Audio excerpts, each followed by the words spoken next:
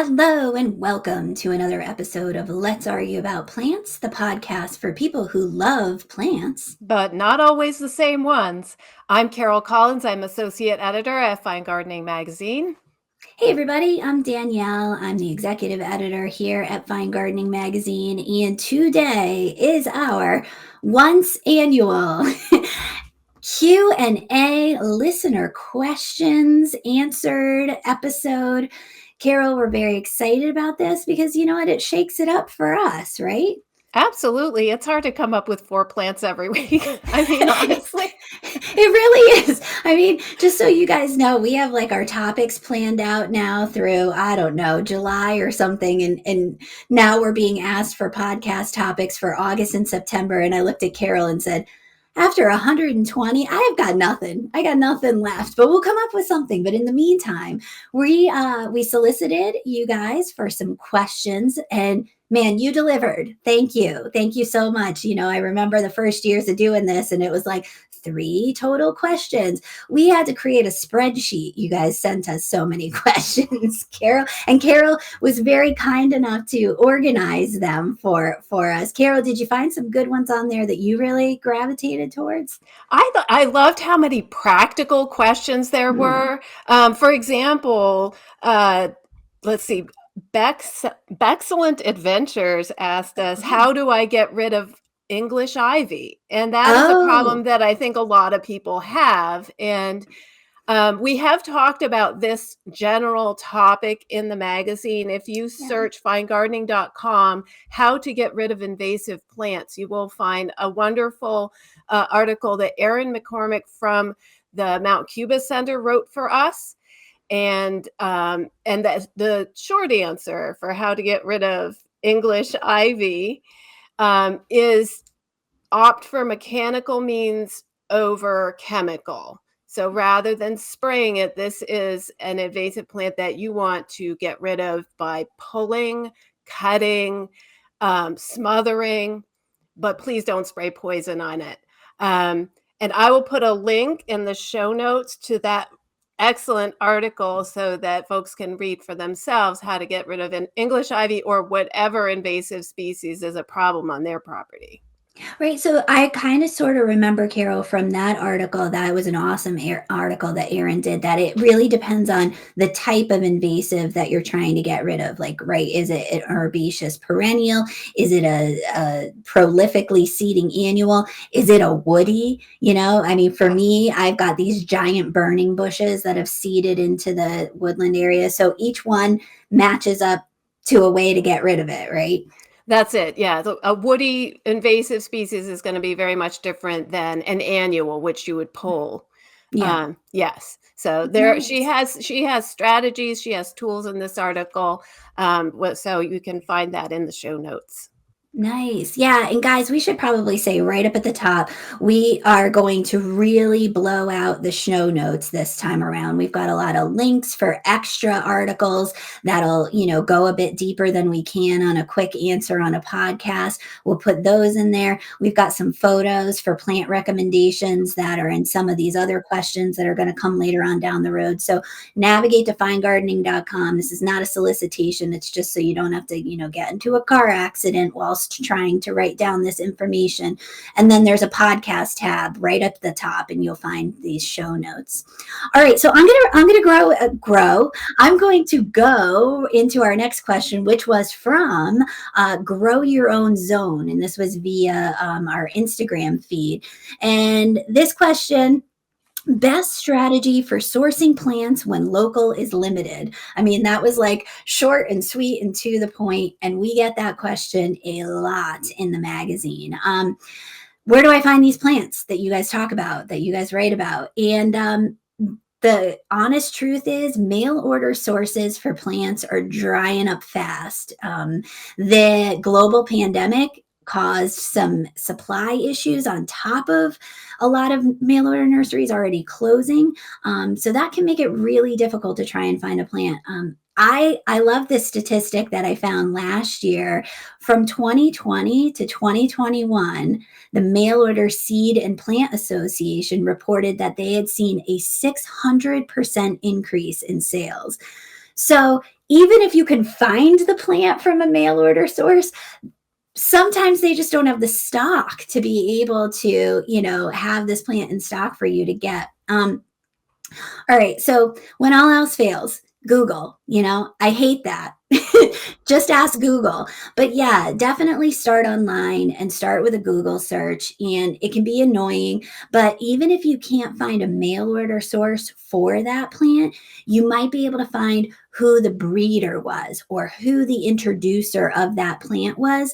And these companies are really good about answering reader emails and listener emails that we have seen in the past, reaching out to these folks, for instance, Brent Horvath, who's from Intrinsic Perennials out in the Midwest. He's great about saying, hey, I shipped these plants to XYZ and you might be able to find them there. So I would start with a serious and go to page 3 and 4 of your Google results, people, not just the first 3 that pop up on the links. And then I know you said when local's limited, but try someplace local, and it doesn't necessarily need to be a nursery, right? So if you've got a botanic garden, if you've got a public garden that's near you, sometimes reaching out to those folks, they might not carry plants or sell plants, but they might have ideas on where you don't know this teeny tiny little nursery or this plant grower that's in, the mountains of a town that's three miles west of you. That might be a good source. So I would try, your local extension agency, your local botanic garden, or, anyone who's involved in the local plant scene, even if it's not a nursery. And then the last thing is just patience and give it time, man, because a lot of times, especially with new plants, they're released with a very limited amount of stock. So it can take 2-3 years before you're able to find a really good source online for it, just because we need the stocks to build up. These nurseries and these growers need to know, oh, this is a successful plant, so I can start growing it in large quantities now for people. I think the perfect example of that, Carol, was remember Sun King Aurelia came out, and it was like impossible to find. And now today, last year or 2 years ago, it was the perennial plant of the year. It's everywhere. You can find it without a problem. But when it was a new plant, it was darn near impossible to find it. So those are my strategies. That's what I tell everybody that comes to us about trying to find plants.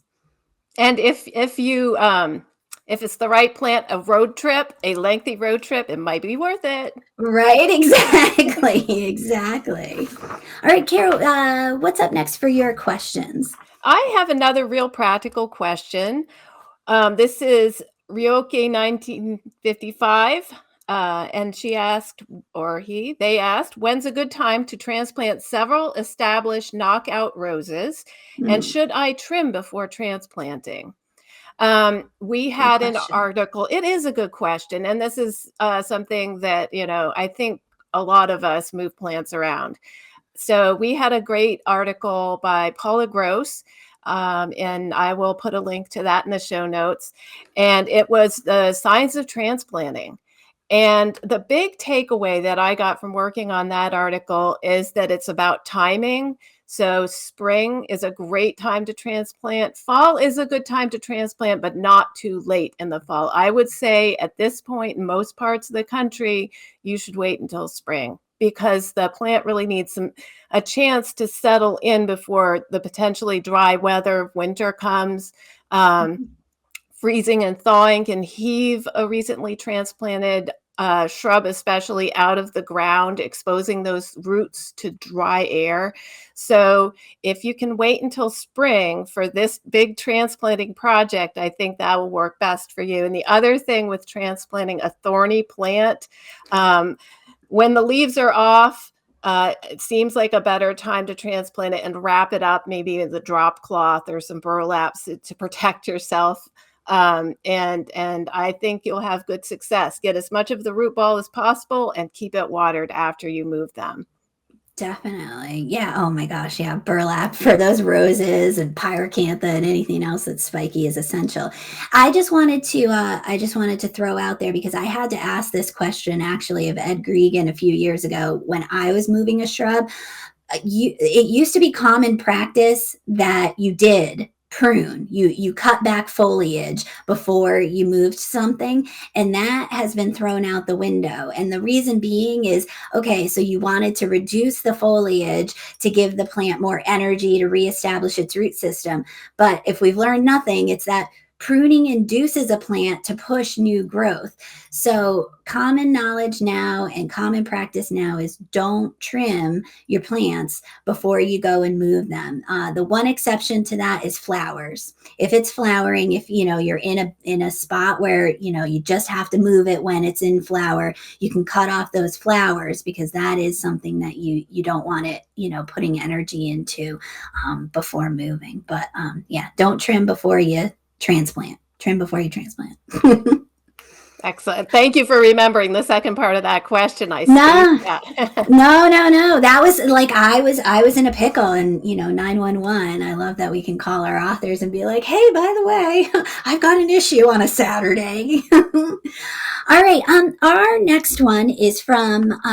Okay, I'm just gonna. These Instagram handles can be tough, even email addresses. But this was Mr. Rico Bene. That's what I'm going to go with, asked us how to plan and plant a cottage garden. All right. So, full disclosure, I do not have a cottage garden, and I am not a garden designer. However, we have a lot of great resources because on finegardening.com, just because it's such a popular garden style. We've done several different articles. One of my favorites was an article a few years ago called "A Cottage Garden That's Not Chaotic," and that was by David Kirshner and Scott Warren. I just loved that garden that was out in Cape Cod. It had these beautiful pastel flowers, this really frothy design, but they instilled some really nice bones in the garden and hardscaping in this really, really deliberate way that made it so this cottage garden was not, I don't know, so messy looking is the word for it. So that was a hard and firm design article that has some really great principles. So I'll drop that link in the show notes. We did another article by Valerie Strong, A Cottage Garden with a Twist, and one more by Marcia Tetrone, which was defining the new American cottage garden, which again was, how do I take kind of a more messy, frothy style and make it a little bit more manageable and legible? But here's your takeaways. All right, ready, Mr. Rico Bene? Lots of pastel hues repeated through the space. Now, that can come in the form of flowers, which it mostly is, or it can come in the form of foliage. I'm thinking like a dappled willow, for instance. Pale flowers and colors and hues. You're supposed to incorporate some topiaries or neat hedges in some way, shape, or form, boxwoods, Japanese ilex. Focus on flowers over foliage. So that's kind of the exact opposite of a lot of the design articles that we do, which say focus on foliage over flowers, but flowers. And then I loved this little takeaway, which was hardscape should be regionally appropriate. So yes, in New Mexico, you can have a cottage garden, but let's just talk about the hardscape that you end up having, these, fences and pathways and stuff. A split rail fence looks awesome in the American West. If you put that, in Maine, it might look a little funky. So white picket fences, Midwest and Northeast. So I loved that concept that I think came from Marcia Tatrone's article that, make that hardscape regionally appropriate. And the great thing about cottage gardens, I will say, is there's not a lot of hardscape. There's a few fences, maybe a little pathway, and that's about it. So those were just some, takeaway principles, but I would really recommend those 3 articles that we'll drop in the show notes to really go in depth if you are Mr. Rico Bene starting to plan a cottage garden. That's excellent. I'm so inspired by the cottage garden look, but I feel like it might be too much work. Do you think that's a valid concern? I had asked, I'm developing another article about roses actually with David Kirshner and Scott Warren. And I had posed that question to them like, hey, I am never going to be able to do this. But part of it is that there's an incorporation of a lot of serendipitous plants, these self sowers, foxgloves, that of that nature. And, I believe it was David who had said to me eventually, it fills in so densely that really the only thing that's left to manage as far as maintenance is concerned is making sure your edges are clean. So I don't know if that holds true, because to me, I'm like, I look at all those flowers and go, holy cow, it's going to take me 8 months just to deadhead. But they kind of take a more laissez-faire approach to it. So I guess if you could do that, I don't know. I don't think it's for me. I love seeing them, but I don't think it's for me. Fair enough. Fair enough. I have this one's fun because it's sort of a psychological question. From Oh, geez. Are we going to look at some Rorschach photos or Well, some okay. ink blots? So this is another tricky handle. McMucott maybe says I'm guessing maybe this is like abbreviations. I don't know, but this reader or this audience member says, I'm a plant experimenter, but my garden looks messy. Therapy needed? I think every gardener needs therapy. Right. And I'm saying, my first reaction to this is you're thinking too much about what other people are thinking of you, right? Oh. Yeah. I had this great teacher in high school, and one of the mantras his teacher had was don't should on yourself and don't should on other people. Right? You gotta pronounce that very, very distinctly. Don't should on yourself. Should on yourself. But the core takeaway from that is, let yourself, think of it not as messy, but as you started with the experimenter, like if you're thinking, I really should get out there and weed, you're probably not going to do it. But if you frame it in a more positive way, like I would love to get out there and weed, or I would love how much better it would look. I have found that, if I'm having a difficult time in my other life outside the garden, like, I did something wrong, my boss is mad at me. I can go out in the garden and I can pull some weeds, and suddenly I feel like I can do things. I can make changes, I think the garden is great therapy. And I think a lot of us found that out in the past few years, when we had to rely on it for, sort of mental health breaks and like companionship and feeling like anchored in this world. So Absolutely. Well said. Yeah. No. And I don't remember the handle of the person who was asking this question, but I also think all of us are to a degree plant experimenters. And I also think that, people frown upon onesieitis, they call it, where you have one of every plant. There is nothing wrong with that. Some of the coolest, most inspiring spaces that I've ever been in for the magazine have been these onesieitis gardens, where around every turn I'm going, what is that? That's engaging. That gets me excited. So what if it couldn't be in an English garden magazine or something like that? If it makes you happy, go for it, Just don't I like that. Don't be worried about what everybody else thinks. We don't think you need therapy. We think you're doing just fine. Absolutely. Get out in the garden, it's going to be fine. That's the sort of, fine gardening. That's what I think it Yeah. means. Yeah. All right. So we've I feel like we've been relying upon our Facebook, Instagram, and Twitter folks questions. So we did get an old-fashioned email in from Vicky. And I love this because I'm kind of a fiend about pruning. I geek out on pruning articles. I love working on them. And this was a pruning question. So Vicky asked, pruning, are there any generalized rules regarding pruning shrubs? Like flowering shrubs can be pruned after blooming, or only in the spring, or only in the fall. fall and don't prune later in the fall, etc., etc. I find that I keep looking up individual shrubs, which can be so labor intensive, like the plethora of hydrangeas, for instance. So, all right, here's my answer, Vicky. Yes, ish. Yes, ish. Sort of, kind of. Um, Here's a couple ones to live by, all right? Number one, if it flowers on, it's not a plant type, it's not a season that you match up, it's whether it flowers on old wood or new wood. So if it flowers on old wood, you prune it immediately after flowering, as soon as it's done flowering. Sometimes even while it's flowering is fine. Now, what we're talking about with old wood, mophead hydrangeas, nine barks, weigelia, deutzia, lilacs, these plants that basically, if in early spring it looks like there's these swollen buds on these naked stems, that means it's going to bloom on old wood. Now, with that, many, not all, of these shrubs bloom in spring or early summer.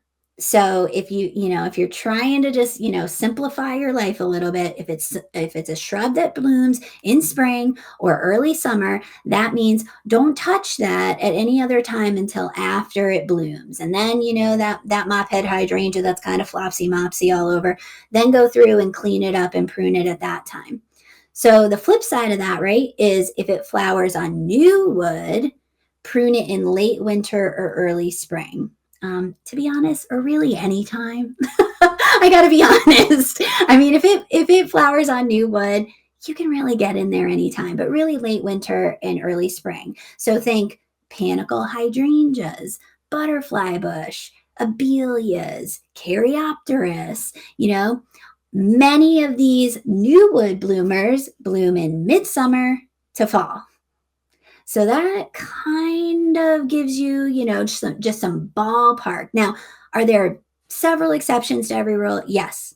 So I know it's labor intensive, but a lot of times the best thing to do is to look up that individual shrub and just be sure. But if you want to give your sanity, we were just talking about mental health. If you want to give your mental health a break and just go by those two rules, that's pretty standard advice that you can apply to almost all woody shrubs. The last thing I'm going to say is be careful with non-flowering evergreens. I'm talking to you, boxwood. I'm talking to you, Japanese hollies.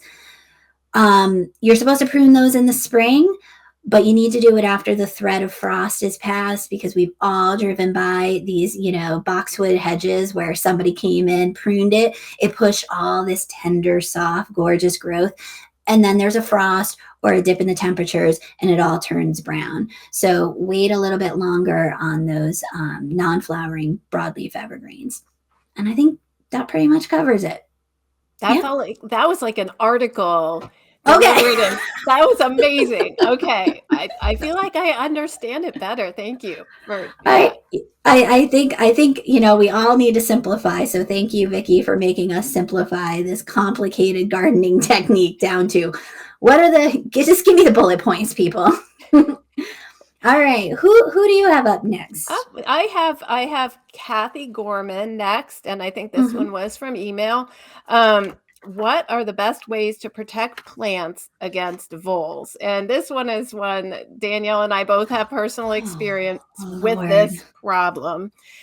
And I don't think there's an easy answer, but from what I have gathered and experienced myself, again, mechanical rather than chemical means are the best way to keep the voles off your plants. Margaret Roach from A Way to Garden, she does this thing with a big box filled with mouse traps, and the box. I'm sorry, I'm just picturing this like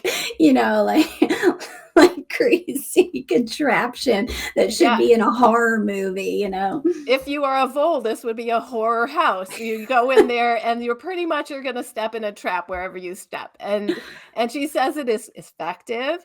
And I don't know if I could handle that kind of carnage, but if you have a strong, constitution, this may be the solution, I use a lot of hardware cloth in Mhm. my vegetable garden, but not in my ornamental beds. Although I will say it is sometimes worth for, a plant that that they are going to prey on, and it's something that's expensive or hard to get. I may put a little hardware cage around that root ball in the beginning, and the plant will grow through it, but at least the core of the plant is protected. Yeah. I found just this past spring, when I was getting ready to put in a row of tomatoes, I found that a trenching spade, really long bladed spade, you push it into the ground and you sort of make a V-shaped trench.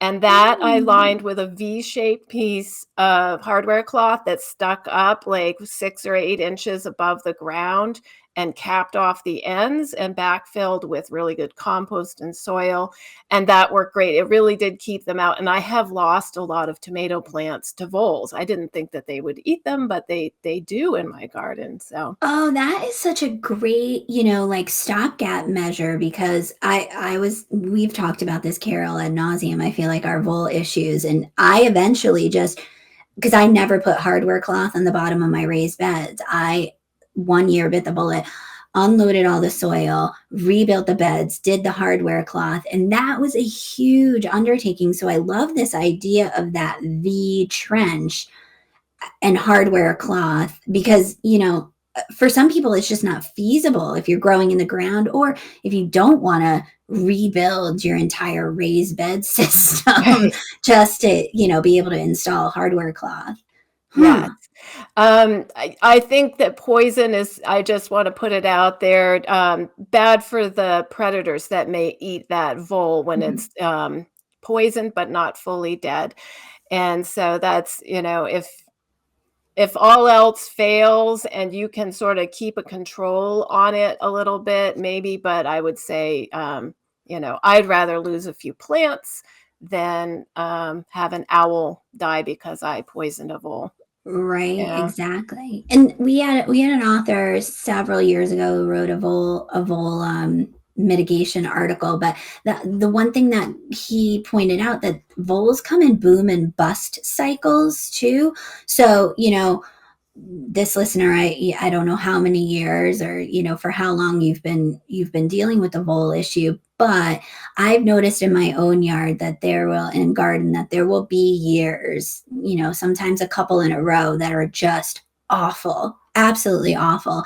And then the next year I'll wake up and it will be a very, very minimal problem instead. So, I hate to say patience, but sometimes if you wait long and you wait the cycle out, that if you've had a couple of bad years, maybe in front of you you've got a couple of bust cycles where there won't be that many.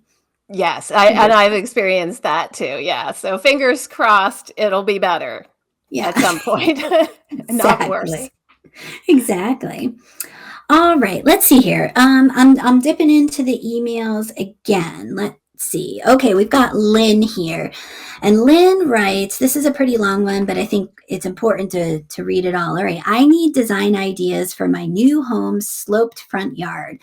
If we usually get the most letters about talk to me about shade gardening and talk to me about slopes. So here we go. The front yard, Lynn writes, is level on both sides of the sidewalk, about 3 feet on either side, and then has about a 15-foot steep incline before flattening out at the top where the house is. I'd like to plant something native on the slope to avoid the terrible acrobatics of lawn mowing the hill. I can relate. But I can't get the proportions of the design right. Should I plant the tall things by the sidewalk in the front where it's level in order to make the whole yard appear level? Or should I plant the tall shrubs in the back at the top of the hill? But wouldn't that exaggerate the slope? She writes, I love this too, people. I'm in zone 7B in full sun with clay soil. We got to know where you live in order to give recommendations. But well, Carol, I feel a little out of my depth. I'm not a designer, this sounds like a designer question to me. Yeah, me too. So you know what? Let's get designer Jay Sifford in North Carolina on the phone and see if he's got some great ideas for Lynn. That sounds like a good idea. Hey, Jay. Nice to see you. Thanks so much for helping us out with this question. Hey Dee, you are more than welcome. Happy Friday to you. Hey, happy Friday to you too. I'm so excited because obviously Carol and I read this question from Lynn and we said, oh gosh, no, we are out of our depth with this one. But I thought about your upcoming article in Fine Gardening and how you moved into recently and created a garden in your front yard that is sloped. And I thought, oh gosh, this is almost too good to be true because here Lynn is with a sloped front yard. So, what were your initial thoughts about, answering her question and dilemma? Sure. So to me, a sloped yard is a perfect uh, place to install a beautiful tapestry garden because when I see a slope, I think of an easel, an artist's easel with a canvas on it, and you can just paint something beautiful on it. So a lot of people are a little bit afraid because you can have erosion problems and this and that, but it can really be the most spectacular garden if you know what you're doing and if you're not afraid to throw in a little sweat equity. So I actually read her question and she talked about, or she posed the question, should she plant really tall shrubs to kind of be level with the top part of her yard? And I would say Yes. definitely not, because Okay. that's going to give you an Adams Family vibe. Like, I don't want to go there because when you walk up the sidewalk, the steps on the sidewalk, you're going to feel really compressed and it's going to be dark and kind of uncomfortable. So what I would do is just to plant a lot of low things. And again, when you stand back from the street and you look at the yard, you'll notice a beautiful tapestry. So when I say tapestry, I'm thinking about shapes like a jigsaw puzzle or like a Ralph Lauren comforter or a paisley necktie, something like that, where the shapes actually interact with each other, but they're laid out in a way that really makes sense. Because I think if a garden doesn't read like it makes sense to your brain, you're not going to want to spend time there. You can go to somebody else's garden, and we want you to stay in your garden. So I think that's really important. True. Very true. So I think some really low things are going to be good because then you can kind of tweak it to where the shapes really make sense. They're not overlapping each other. They're not overpowering each other. It just can be a really nice thing. So what I would do, if she wants to use natives, which is what she said in her question, I would probably use some native grasses that don't get too tall, and purple love grass would be a really good selection for that. Or some of the shorter panicums, the switchgrasses, like Cape Breeze is shorter. It only gets about 2 feet tall. I Okay. love Shenandoah, but it can get about 3.5 feet tall. So that might be a little too tall for what we're going to do. But again, lay things out in a pattern and Mhm. not just squares. We're not doing Mondrian here, but you could do paisleys, you can do oblong shapes, different things like that to really make these plants use a term from a home and garden network that I usually don't use. But I think also if she's got some strong people around or she has a strong back and isn't afraid to sweat, if she can mix some boulders in, Mhm. not huge boulders like Volkswagen size boulders, but what we call 2 or 3 man boulders. So that means something that 2 or 3 people can carry. So from basketball size to maybe 30, 32 inches wide, but sort of short. You want to stay short because you want to keep everything close to the ground because that's when you can really see the foliage texture and shapes really well.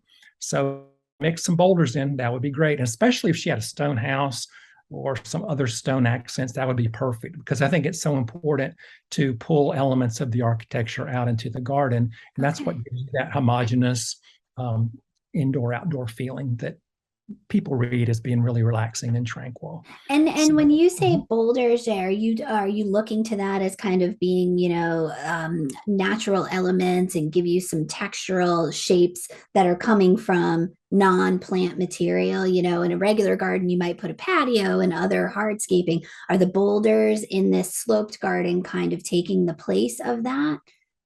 I think they are, but also it's going to give you some year-round structure because a Okay. lot of the native perennials and grasses that she kind of referenced, I think they're going to die down in the winter or they're going to turn Gotcha. brown. So if you have something with some structure, that's why I always like to incorporate shrubs into this Mhm. type of garden because they're there long after the perennials kind of dry up and go to bed for the winter. Gotcha, gotcha. Okay, good to know. All right, so some low growing grasses. Right. You mentioned panicums. You mentioned purple love grass, which is such a beauty as well.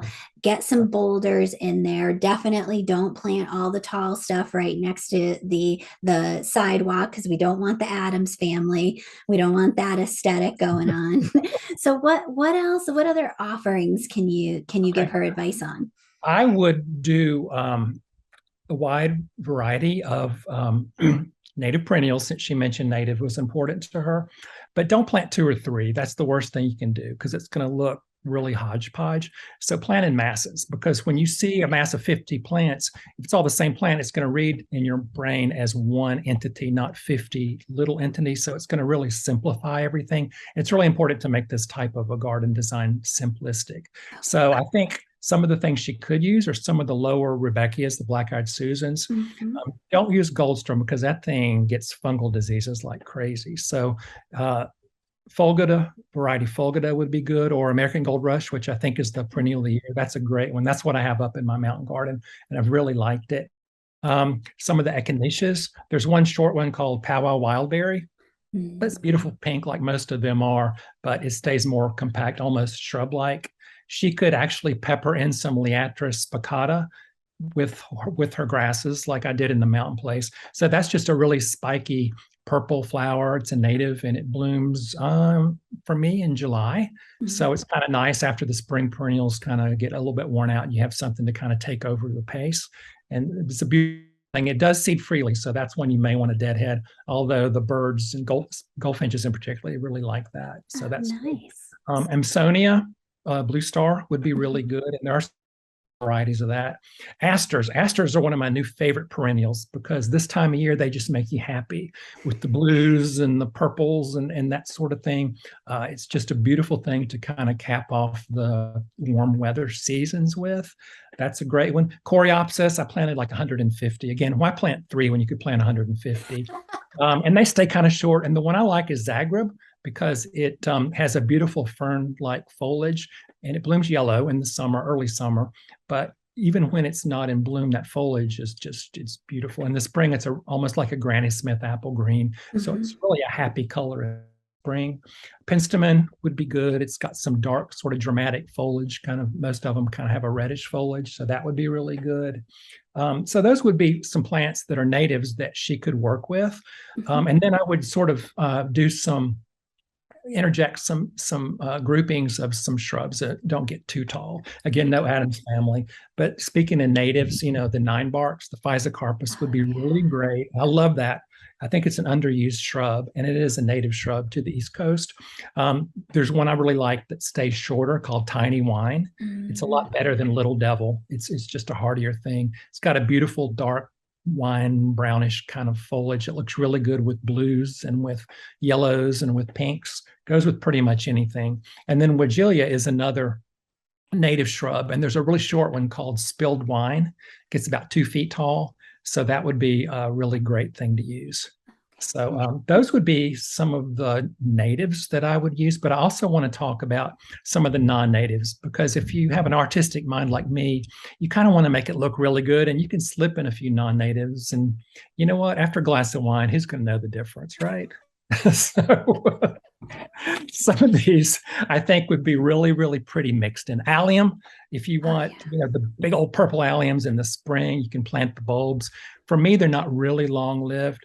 But some of the perennial alliums, like Summer Beauty and Millennium, they bloom with smaller bloom heads, but they bloom later. They bloom in the summer, and they last a long time. So that's a really good thing to mix. And they make it 12 to 14 inches tall, so they kind of work with our low palette that we're talking about. That would be good. Some of the hardy geraniums, some of those are native, but Roseanne is the one that I love. It's a beautiful blue, and it blooms for me from April to November. And if you can get that many months of flowering out of it, it's having in your garden. So that's a good one. Nepeta or catmint is great. The one I've been using is called Cat's Pajamas, and it's great. It blooms a long time, and it has a fragrance. That's a compact one too, right? It is. That's not going to be a Walker's Low that's getting 3 feet tall by 3 feet wide. Right. Although Walker's Low is a beautiful thing. It is, but it's a monster. It is. Yeah. Perovskia, Russian sage, is great mixed in, depending on which one you use. It can be 20 to 36 inches tall probably, but it would definitely fit. Dianthus, especially Fire Witch, is one of my go-to plants in my designs because it stays low, maybe 6 inches.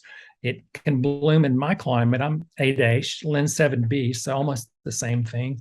It can bloom 12 months a year if we have a fairly warm winter. It blooms most heavily in April, May, and early June, but it can bloom sporadically. And it smells like carnations, so that's not a bad thing either. And it's got a beautiful blue-gray foliage that looks good with just about any other color, except maybe orange, because the flowers are really a hot pink. Some of the salvias are great, like Caradonna is very popular in England, and it's one of my favorites. Beautiful blue, bluish purple spires for me, April and May. So that's a nice thing. And then after that, the catmint sort of takes over with a similar form, but with a lighter blue flower. Some of the verbenas are good. Homestead Purple is one that I recommend sometimes. It's kind of a big box store kind of plant, actually. Mm. It blooms purple, and it blooms from March to November. And I mean, Yeah, I let's can not diss argue. it because it shows up at a box store. I mean, it might show up there just because it's tough as nails and it's just a performer, you know? It is really a good plant. So, and then some of the lower shrubs are going to be good. I'm really into junipers. It's hard for me to talk my clients into junipers because they remember playing hide and seek under those big monsters. We all hid under, and then you would itch for 3 days afterwards. But there's some kindler and gentler ones now. I really think in a garden like this, Juniper horizontalis, like the blue rug juniper, gets like 6-8 inches tall, and it hugs the ground. It's got the beautiful blue-gray foliage that the Fire Witch Dianthus has, and it spreads. It's easy. It's drought tolerant. It's hard to kill unless you let it sit in water, but she's on a slope, so I think she would be fine with that. Junipers conferta too, the Pacific, like the Golden Pacific or the Blue Pacific shore junipers. Those are great. I have a big old mass of the Golden Pacific up at the mountain garden, and I really enjoy that a lot. Strebe's Finelink and Toniaster is, I hate Cotoneasters except for Strebe's Finelink because it gets like 6 inches tall. It's really evergreen for me, which some of them aren't. And it has white flowers in the spring and has red berries in the winter. It's just a great thing, but it stays under a foot, usually older than that. So again, it's one of those ground cover type of hugging shrubs like the Juniper horizontalis. So it's a great thing. It does great on a slope, and it's really cool because it's like an octopus, and it kind of works its way around the boulders if she uses boulders. So the boulder just kind of has a nice bright green background. And so many of the plants that I'm talking about actually have a lot of color, whether it's foliage color or flower color. So I think that you need some dark green. Otherwise, your garden is green like Vegas gone bad. And I think, that's a little too much. So dark green just gives your eye a place to rest. And it's also a color that recedes. So if you have a small space, it can make the space feel larger if you use that in the background. So that would be good. And then hydrangeas, everybody needs some hydrangeas. And they've thankfully kind of come back into popularity the last few years. And since she's in full sun, I think some of the shorter paniculatas would be good. Like Bobo would be good. Little Lime would be good, although I think Bobo has stronger stems. Sometimes Little Lime can get a little floppy, but just some of those around in groupings, and that will actually give your garden more of a third dimension, and it'll make it a lot more interesting. And again, those things bloom all summer into the early fall, and it's just a beautiful thing. So that's sort of what I came up with. Oh my gosh, that's a gorgeous. Grasses actually, I think, because everybody needs grasses. Carly Rose Pennisetum is one of my favorites. I planted a whole bunch of those at my mountain garden. And Cassian is nice. It stays a little shorter. I think Carly Rose, it's a different species, so it's a little bit hardier and has those beautiful light pink flower heads / seed heads in the early summer. It's a really nice thing. It doesn't get too tall. Like some grasses, the miscanthus, they can get really, really tall, and it's not going to work in this kind of garden. And if she is not a lazy gardener, for a slope, I would recommend Blue Dune limegrass. It's European, but it has a beautiful powder blue color. And sometimes in a warmer winter, it can actually hold that color. and if it does get cold, it'll turn tan, but then as soon as it warms back up, it'll come back. It stays kind of low, maybe 12 to 16 inches, but it does spread by rhizomes, unlike a lot of these clumping grasses. So you kind of have to chip it out eventually if it grows where you don't want it to. But because it's a dune grass and it spreads by rhizomes, it's really great to hold the slope, to protect against erosion. Nice. So those would be the two grasses I probably would recommend. So I have just an overall, I mean, the plant list is amazing. And you said, as far as, groupings and laying things out, don't plant in 3s and 5s, plant in 9s and 15s and larger groupings of plants. Do you start with your woody plant material, Jay? Do you start with the shrubbery, or do you just start kind of laying out the shapes within the perennial matrix of what you want first, and then dot in those shrubs in 3s and 5s afterwards? I lay out the perennials and the grasses first. Usually Okay. grasses, actually. And if she wants to take a can of white marking paint and just draw a bunch of paisleys and ovals and things on her hillside, that would be a good way to start. If she has grass on her hillside currently, she probably doesn't want to till it up. Tilling's gotten kind of a bad rep anyway, but because it disturbs the soil stratification. But she can actually just kill her grass and plant right in that grass, and that's going to hold the hillside against erosion until her other plants take hold. And she also probably would want to plant fairly close together, because when you plant close together, it really outcompetes the weeds for sunlight and rain and that sort of thing. So she'll probably have a lot less weed issue after her plants are established a little bit.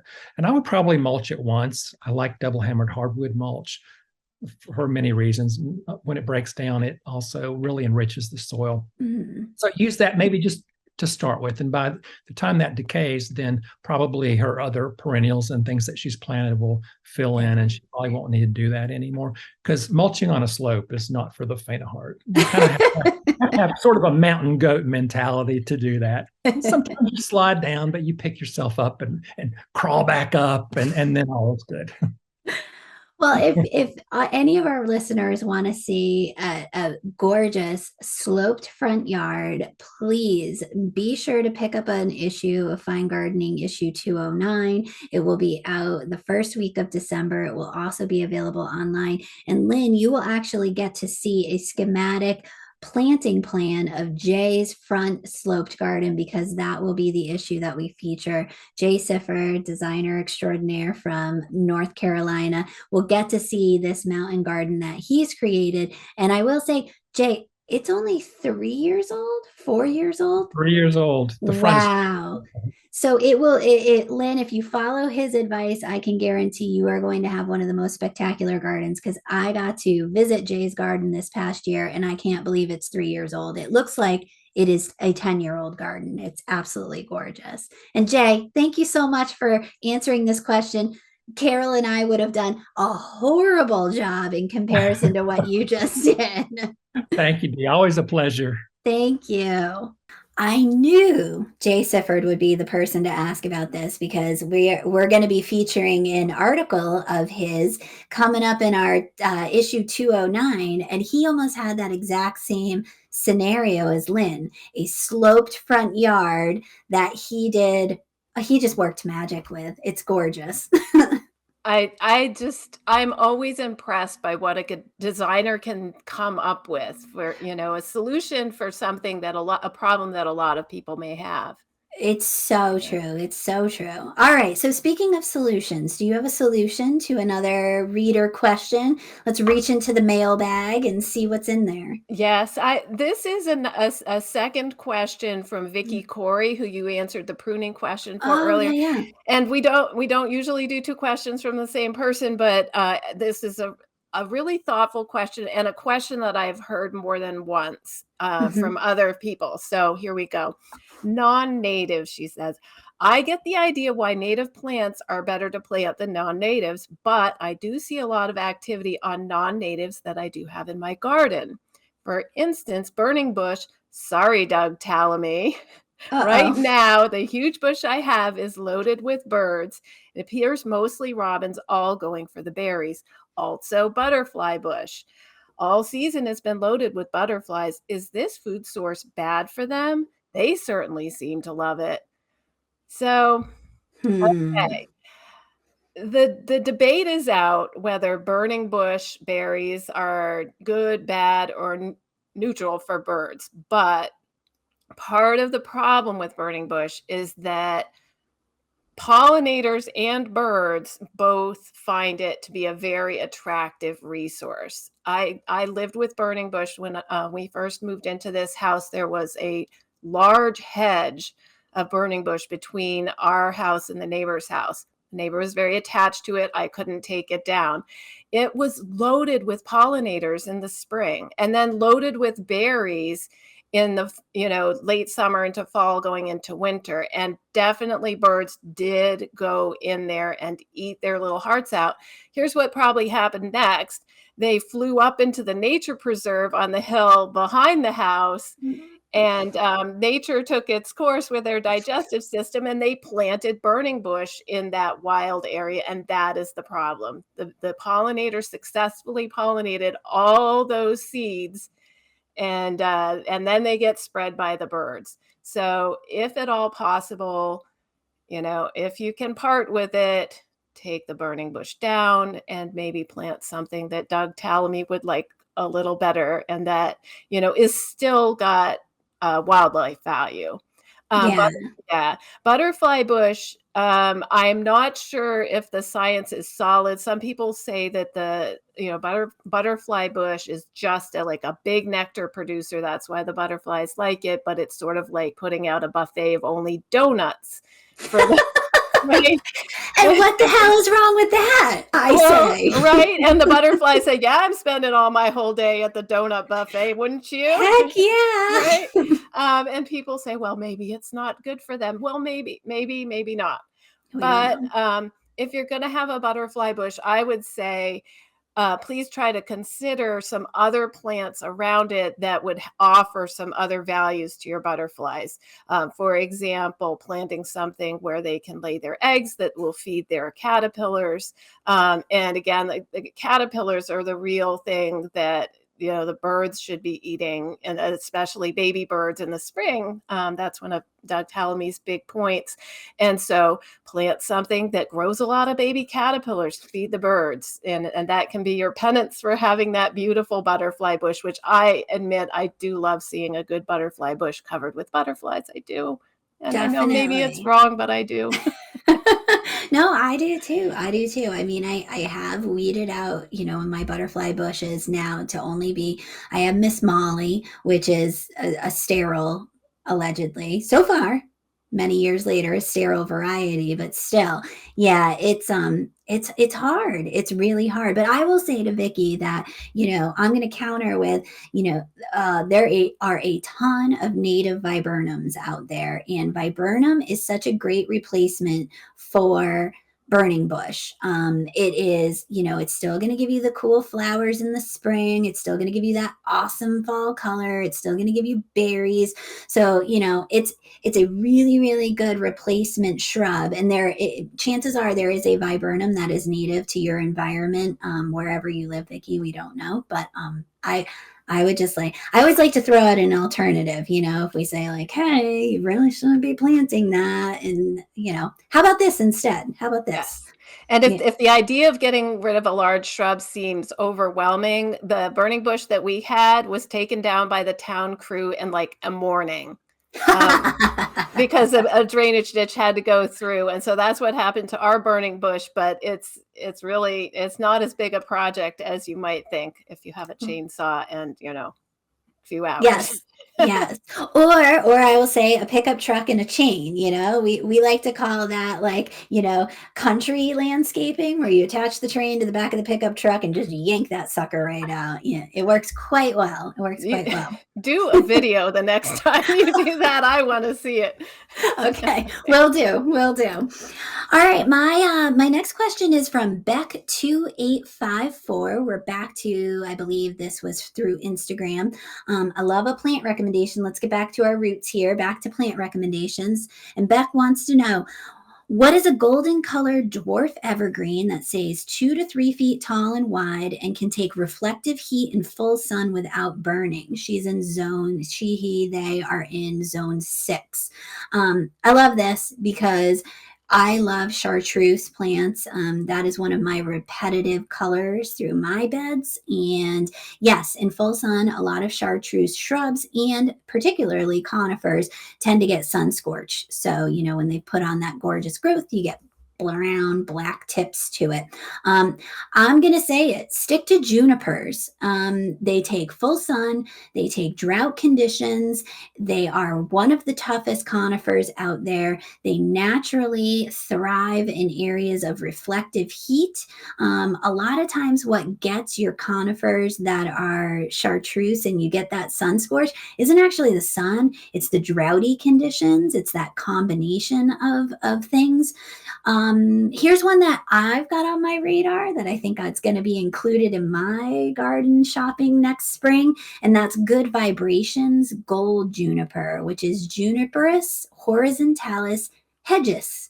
And that's zones 3 to 9. It's 2 feet tall, about 1 foot wide, heat tolerant, drought tolerant, salt tolerant, because Beck, I'm not sure if you're planning on planting this by the road. It kind of had that feeling because you were talking about reflective heat.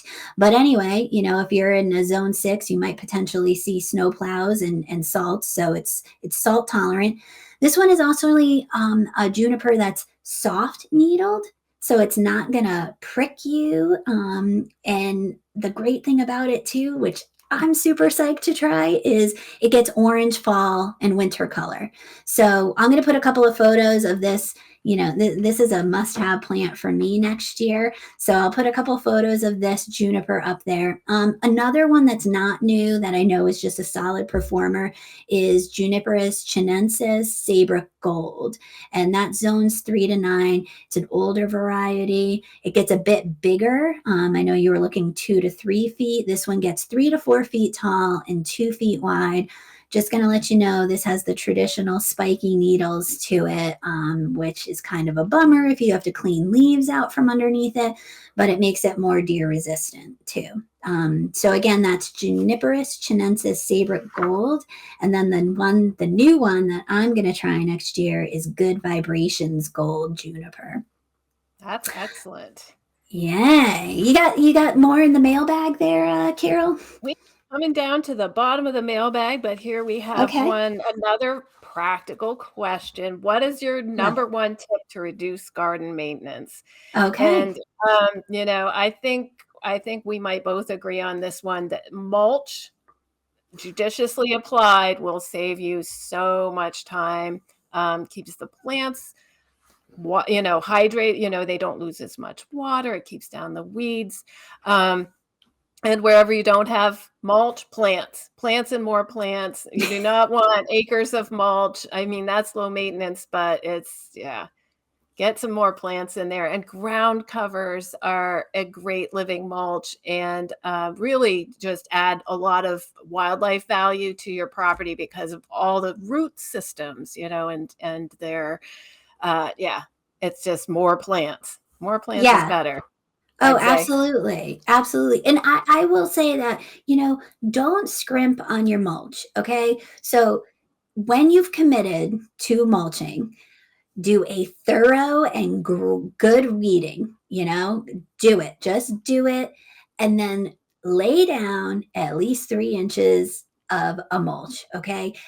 I know it's a bummer.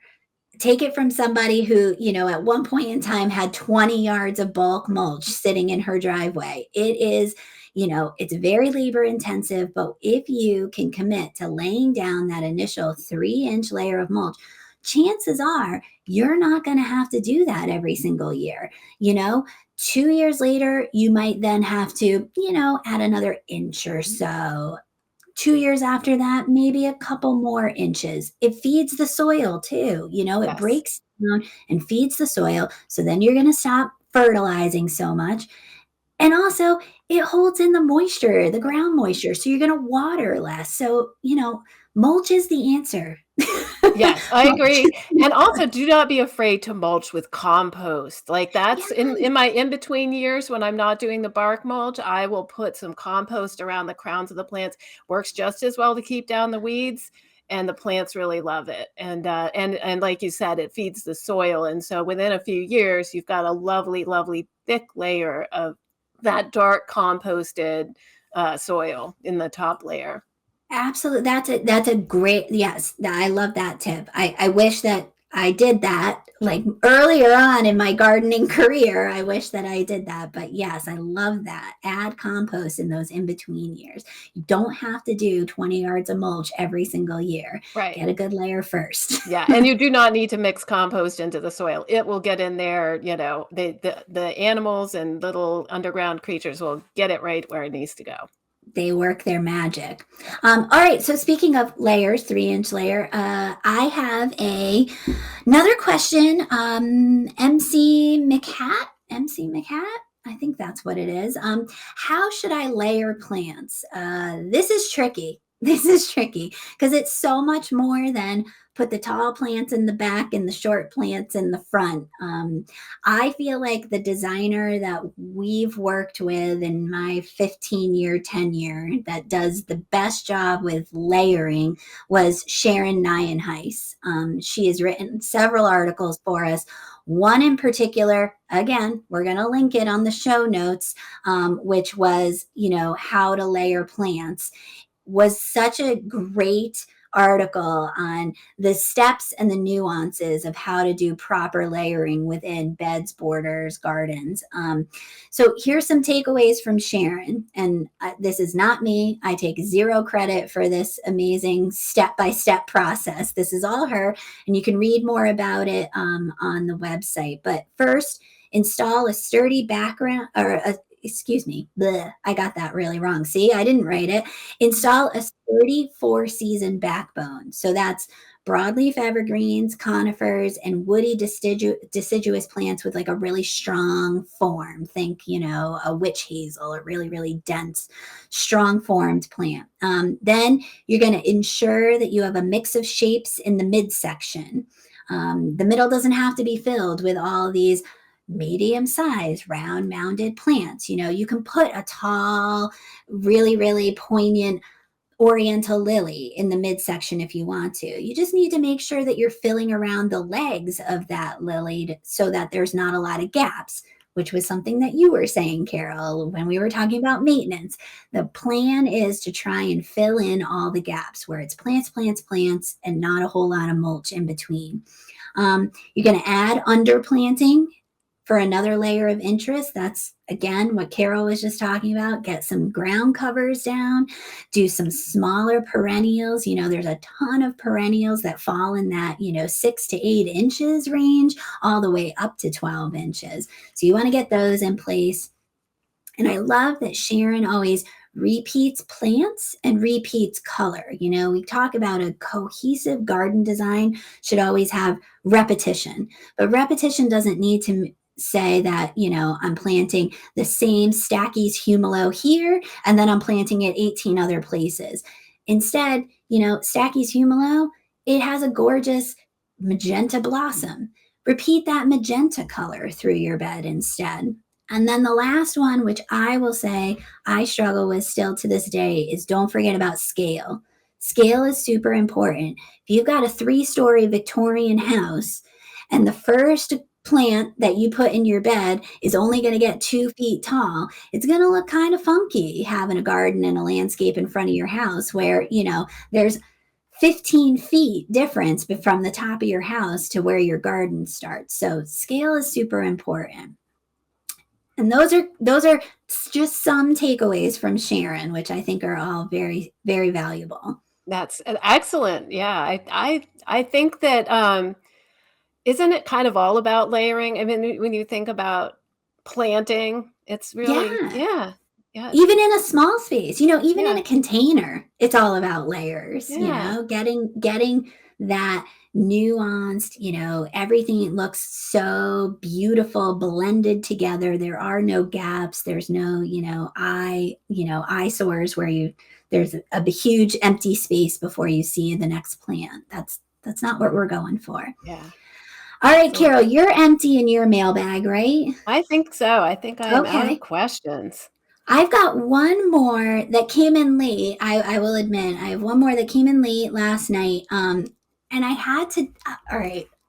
I'm thinking this might be Alanis Morissette, the singer, because the handle is Alanis91, which she was such a popular singer in the 90s. So I needed to take this question because Alanis, if you are Alanis Morissette, please send us an email, drop us a direct message. I was such a fan when I was growing up. Please do. All right, so we're going to assume this is Alanis Morissette, and she asks, interesting trees for a windbreak. She's in Missouri, zone 6-8, wanting something besides arbs and pines. Yes. White pines and arborvitaes. That's all we tend to see on a property line or as a windbreak. But I threw this in here because 209, the issue that's about to come out at the beginning of December from Fine Gardening, has an amazing article that is tall, skinny conifers. It is an article that's written by Mark Dwyer. He happens to be our Midwest regional reporter, so right up the alleyway for the right plant choices for Alanis. But I'm going to give you 2 plants that he recommends straight out of that article. He offers up 8 more options for you, so make sure that you pick up that issue or go online to see at the beginning of December when Tall Skinny Conifers comes out by Mark Dwyer. But the first one that I really gravitated towards was Taylor Eastern Red Cedar, and that's Juniperus virginiana Taylor. It's zones 2 to 9. It's an eastern U.S. native.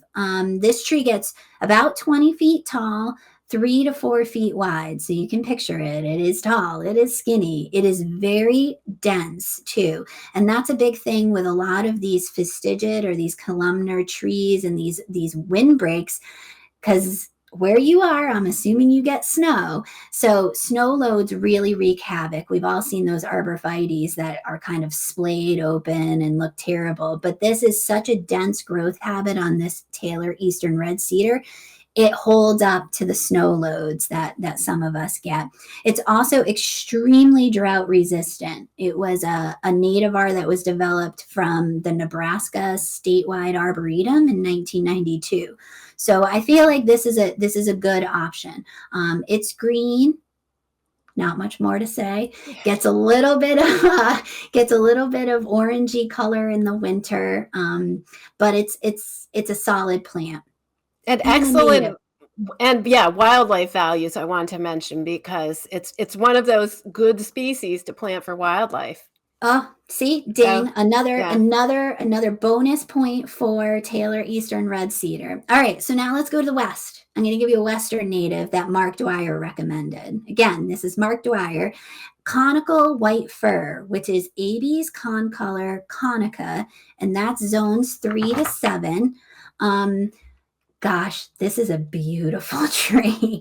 It just has these powder blue, steely, gorgeous needles that are soft. So, unlike the juniper, the Taylor, which is spiky. So if you've got deer pressure, you might want to go with that one.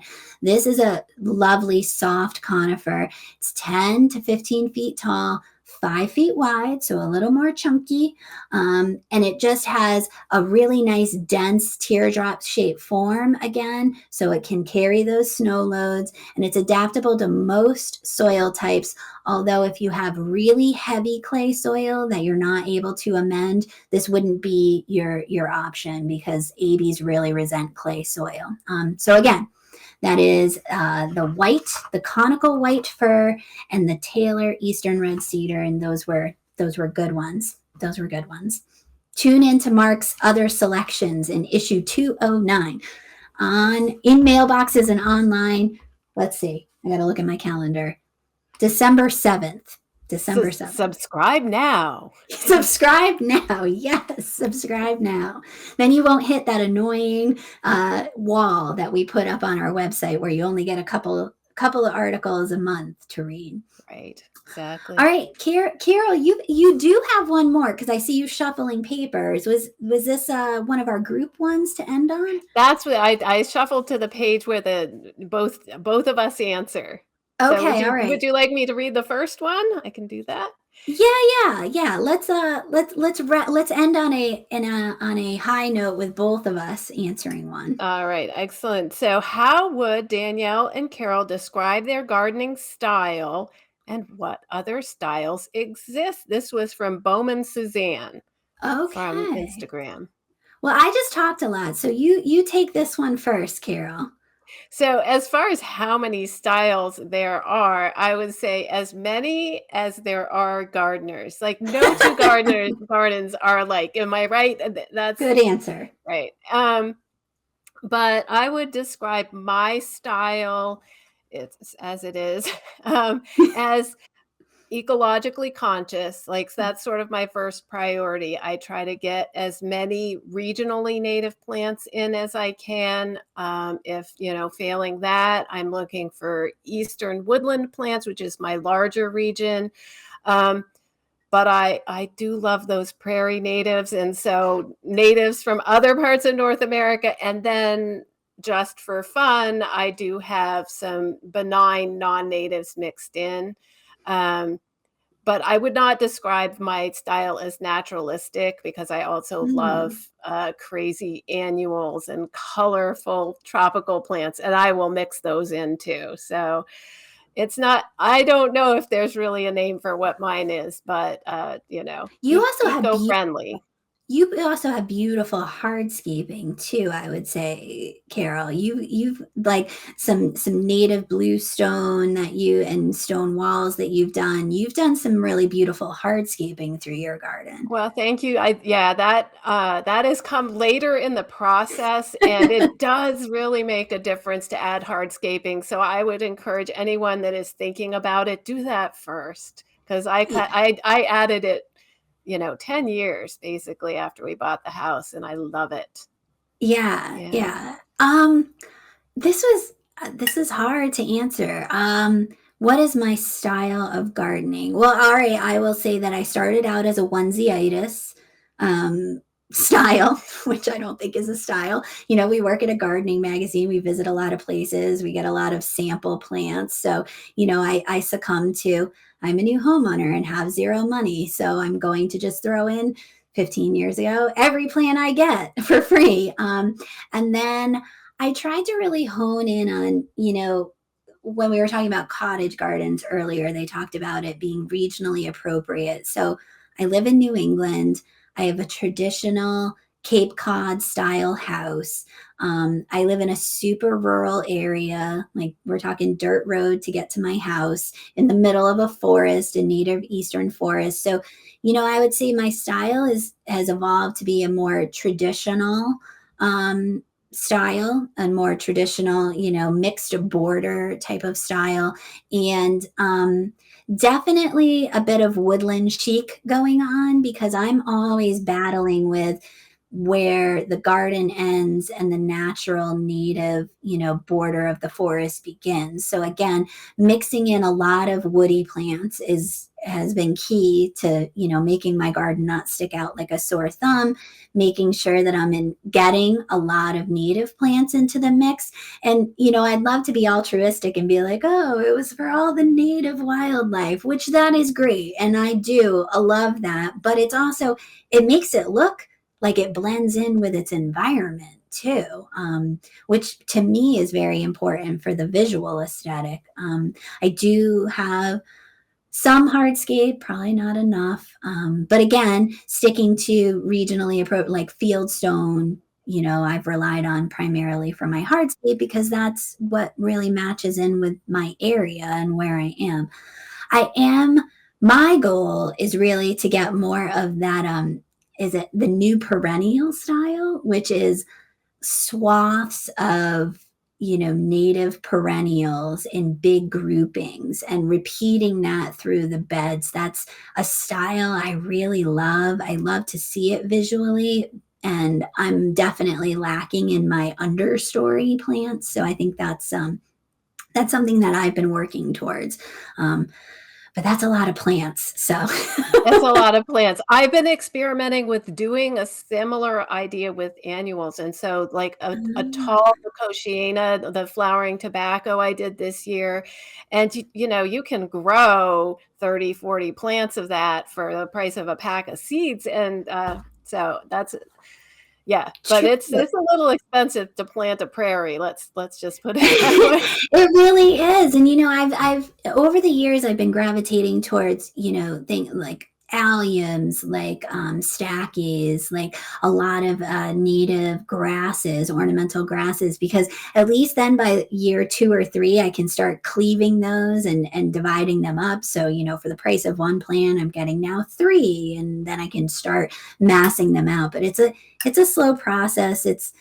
It's a work in progress, people. I will just say, you read this magazine and everybody always says, oh, your gardens must be so beautiful. And I'm like, oh God, no. Every time I read our magazine, I just feel bad about my garden. That's it. We are much more informed than the average person about the inadequacies of our own gardens. Yeah. Nailed it. Nailed it. Yeah. All right. Well, this has been fun. I had a really good time on this Q&A episode. Yeah, it is so fun to hear from the readers. I love it. Because they're listening from the good Yeah. questions we got. And it's fantastic. Absolutely. And Carol brought up a point when we were discussing, we had a meeting about the podcast earlier this week. And, hey, let's not just leave questions for this Q&A episode. If you guys have questions that you are just thinking about on a random Saturday next month, shoot it our way. You can get a hold of us through Instagram on the Fine Gardening Instagram page, through the Fine Gardening Facebook page, through Fine Gardening Twitter, or you can even email us anytime, really. And that email address is fg@taunton, which is TAUNTON.com. And let us know what you're thinking. Any questions that pop up, maybe we'll try and integrate some questions every so often into a regular episode too. Yeah, I loved having the expert answer a design question. We definitely have to do that again. So, all right. Yeah. All right. I'll let Jay know. Okay. Thanks everybody for listening. We'll talk to you next time.